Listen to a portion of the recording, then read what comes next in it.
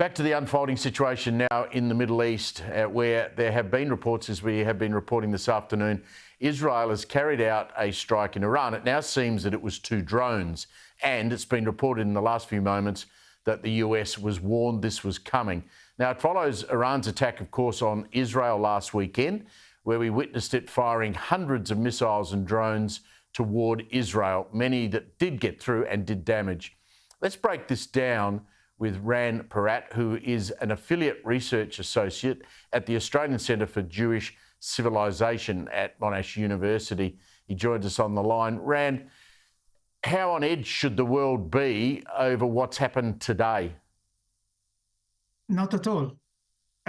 So the Israeli response to the massive and colossal failure last week by the Iranians, where they shot or fired more than 300 different flying weapons at Israel and managed to maybe put into Israel maybe 1 or 2.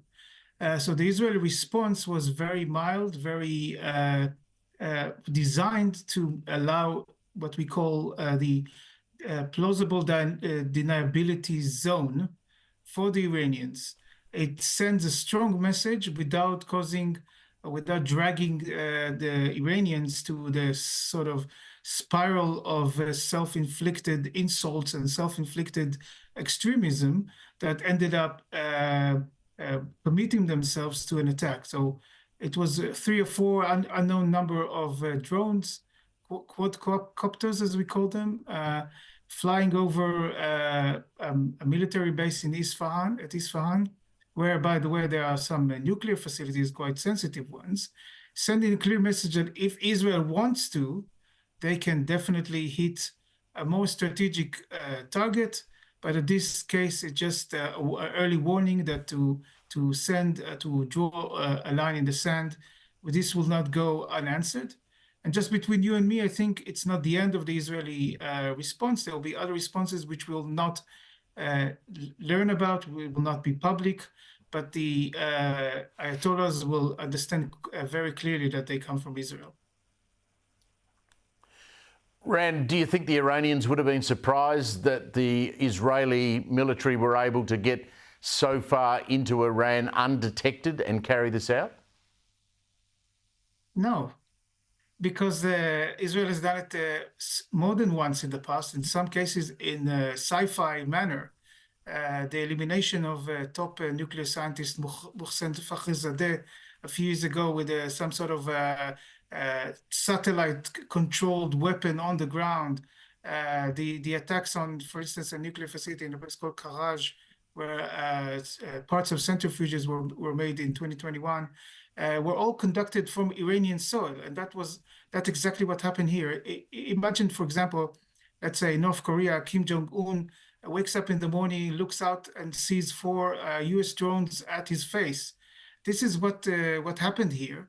The Iranians are trying to sort of portray the event as minimal or failed or whatever to allow them to actually contain their response, which is what was expected of Israel.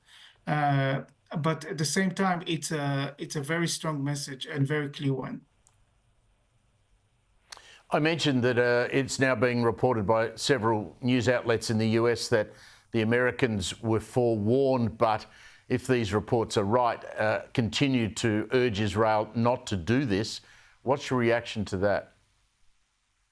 Of course, the Americans were warned, because they were not warned. The previous attack, the elimination of senior IRGC Iranian commander Zaidi in Damascus on April 1st, they were not warned, because Israel assumed that the Iranian attack or response would be sort of mild or contained.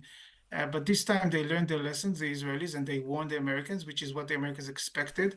It was a smart decision, because now Israel would like to leverage the success in blocking the attack from last week into something which is a strategic accomplishment. For instance, forging the expected normalization deal with Saudi Arabia, and reaching finally an agreement on the modus operandi, the format of the necessary attack on the last Hamas pockets, a few thousand warriors, fighters, terrorists in Rafah.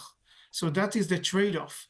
the limited attack, at least publicly limited, in exchange for strategic accomplishment, and that is smart, not acting out of a knee-jerk reaction or out of a sense of revenge. It's a long-term thinking. We just saw an interview on Erin Molan's program with a reporter on the ground in Tel Aviv, and she made the point to Erin that life was going on as normal in that city, and there's people in the water surfing and people walking their dogs. I mean, to Australians from this distance who've not been to Israel, me included, that seems unusual that you could just carry on as if nothing was happening when you have Israel responding to what Iran had done last weekend. How do you explain that to us? It's hard to, when I teach my students about that kind of reality that is actually prevalent across the Middle East, but is obvious in Israel, that you grow up from a very early age understanding that your life is always a sort of on the balance, or there's always some sort of conflict and war and fighting going on somewhere. And Israel is very, unfortunately, since October 7th, have been living in a very, very harsh reality of a very strong and unprecedented war. And they sort of, it grows on you. They sort of understand or have learned how to cope with it psychologically and on a practical level. Of course, the long-term psychological damage or implications and economical implications and many other implications, of course, are quite harsh and quite horrible. But you live only once, and in Israel you live sometimes a very tough life. Makes you tough. I love your optimism, Ran Porat. Thank you very much for joining us tonight.